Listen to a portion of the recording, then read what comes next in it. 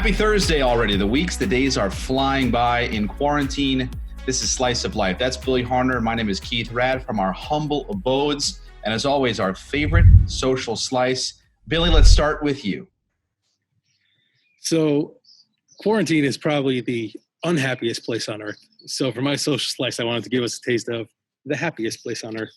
And when this is all over, Keith, I'm going to Disneyland. Well, at least I'm supposed to.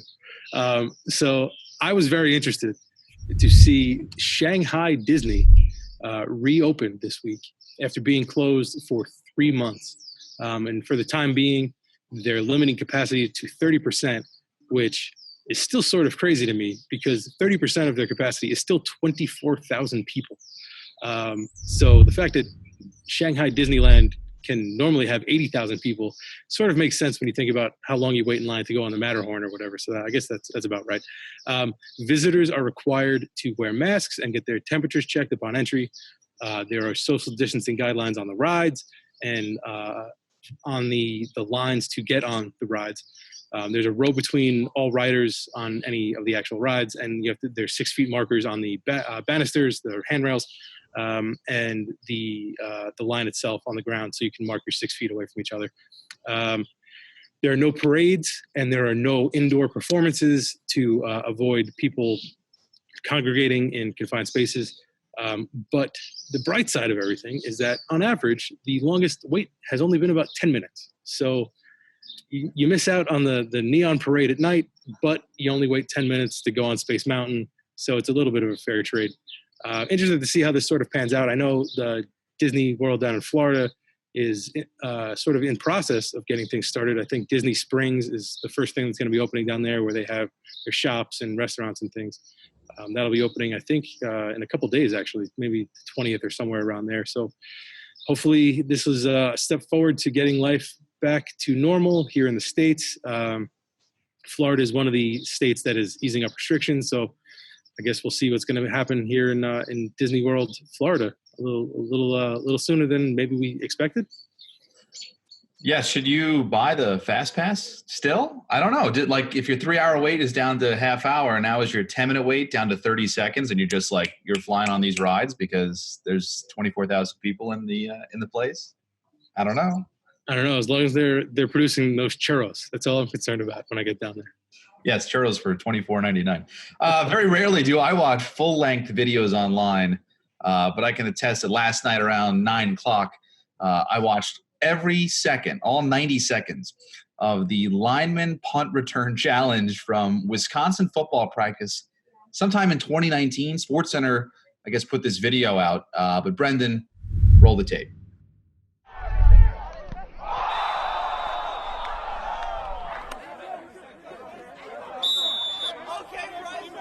That's some good tough work.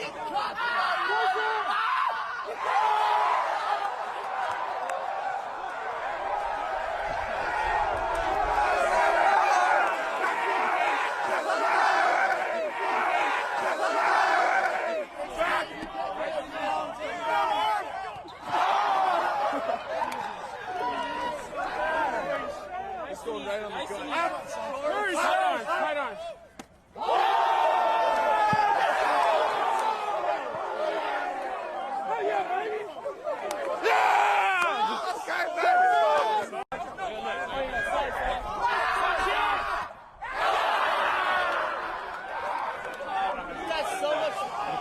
Too much swag to drop this.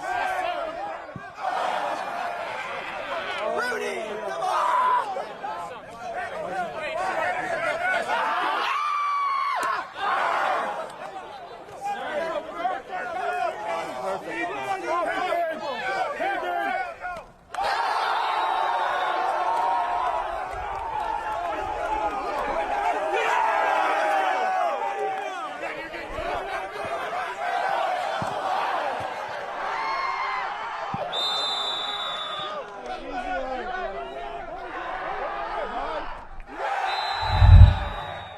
So, Bill, I love these big guys. Every time you see like a defensive lineman pick up a fumble, I just wait for the announcer to say, rumbling, bumbling, stumbling. They call the final college wrestling weight the heavyweights, also known as the Dancing Bears, and these were the Dancing Bears. And that is just the content I'm here for, putting people in one sport in a completely different situation in that sport. Amazing. Yeah, I'm always a fan whenever you see big guys showing athletic ability and sort of blowing your mind a little bit because you expect them to be big and strong, but you don't expect them to be able to maneuver. We talked about Mekhi Becton with his blazing foot speed. So punt returner big men, I think that's the next generation of punt returners. I'm excited to see it. Time for Chicken Parm. Heroes will take this one. Dads are the best, especially at this time. Handy dads with a lot of energy, a lot of passion. I've seen a lot of videos of dads building like tree houses or pizza ovens in their backyard. Like dads are like Ricky Bobby. Like, I don't know where to put my hands. Torrance Burson's daughter, Gabrielle Pierce, cried for a week when she found out that her graduation ceremony was canceled from Xavier University in Louisiana. So what did Torrance do? He built her one in the driveway, stage and all. I watched the news story about this. It was unbelievable. But Gabrielle had her own graduation ceremony in the driveway. He had built a stage. I've got pictures for you. Stage, backdrop, podium, microphone. They had the hats. They had the graduation gowns. They had people honking. He had a speaker with pomp and circumstance. The sun was shining. It was sensational. I'm not super handy, but I feel like if I didn't have this little apartment and I had a house with like a shed and a driveway and 24 hours a day to be home, I'd probably build something not as this level, but I'm sure I know you have two young kids, but if you didn't, you'd probably be building some kind of concert venue in your backyard or something. Yeah, probably my biggest insecurity in life is my lack of handy skills in any way, shape, or form, and that I can even look at a hammer and not know how to use it sometimes. So whenever I see this stuff, and I've seen a bunch of different things on Twitter and Instagram that have been absolutely spectacular. There was a dad that built an American Ninja Warrior route or whatever, as a course in his backyard. That was amazing. You've seen people building, like there was a guy that built a mini golf course that we've talked about previously. So just, I wish that I could, among many things that I wish I could do, being handy is probably top 2, I would guess.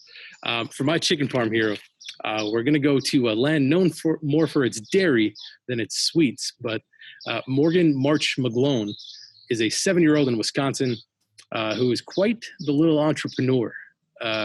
She had planned, like many kids, to open up a lemonade stand and was hoping to raise money for the kangaroos impacted by the wildfires in Australia. A very worthy cause, obviously. But in the new world of COVID-19, she needed to make a little bit of a pivot on her plan for a traditional lemonade stand. And she created what I had never heard of before, and what I hope becomes a new trend, a virtual lemonade stand. She created a Facebook fundraising page where people can log on and purchase a voucher good for 1 lemonade when life returns to normal. And when you make the purchase, she sends you a handwritten, drawn-on kids' art voucher that you can redeem. And while she also decided, while kangaroos are a worthy cause, she wanted to help people a little closer to home and is now using the money to buy food for people in her area of Wisconsin. So her initial goal was to raise $90, which she blew past.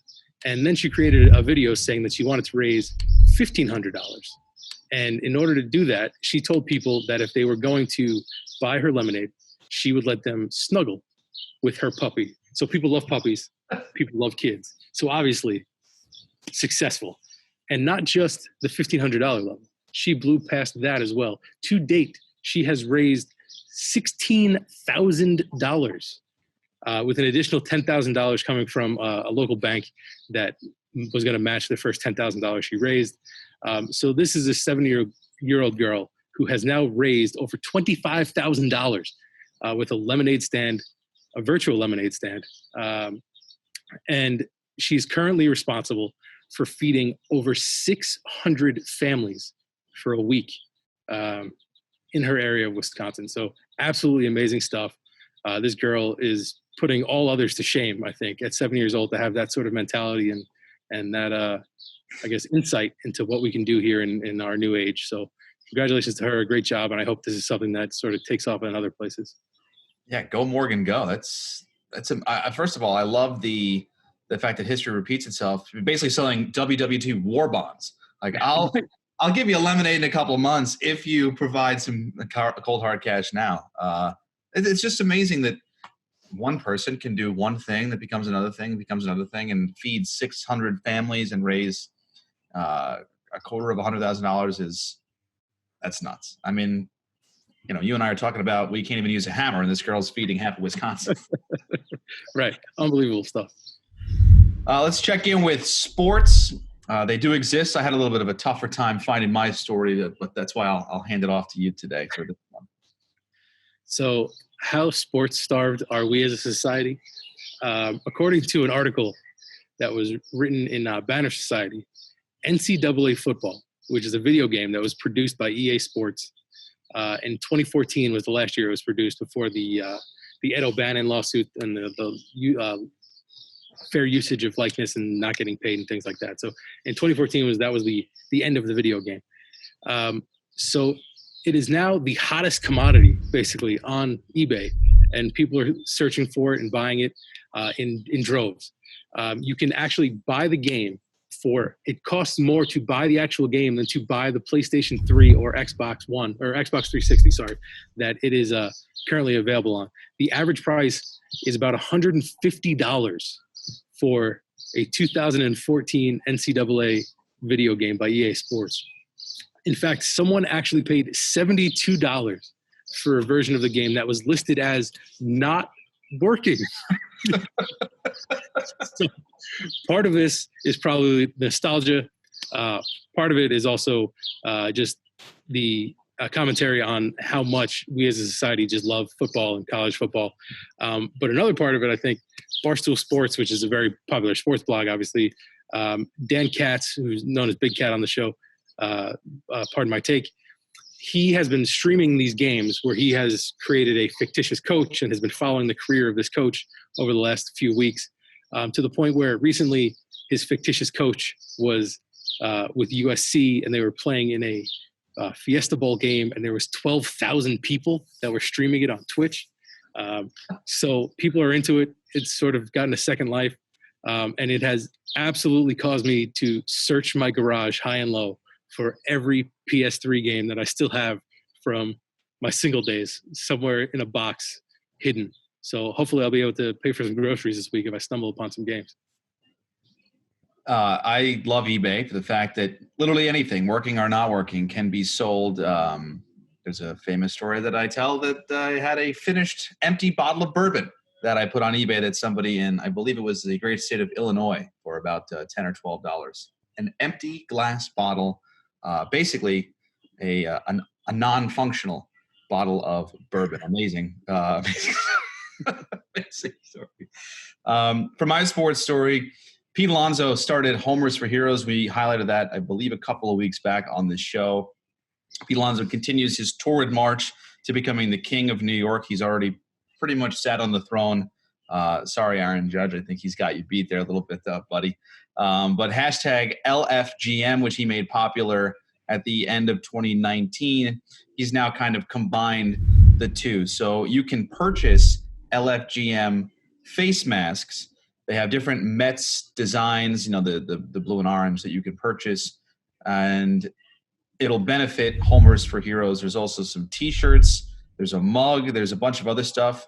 If you go to breakingtea.com, you can check all that out. I'm looking at it right now. They have a bunch of different T-shirts, a frame print, and again, that coffee mug.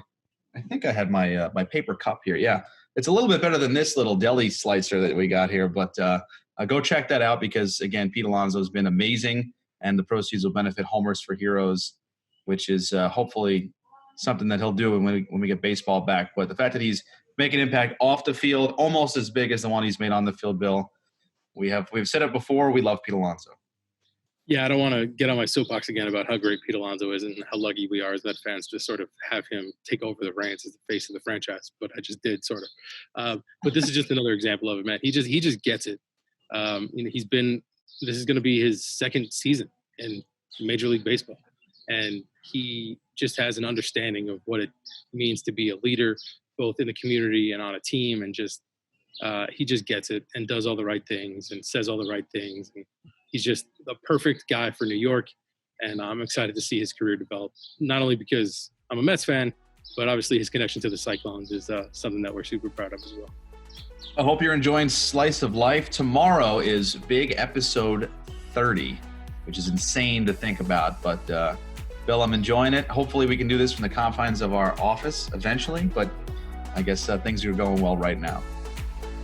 Yeah, we'll see what happens. See you another day tomorrow. Hopefully it goes well. See you guys. Take care.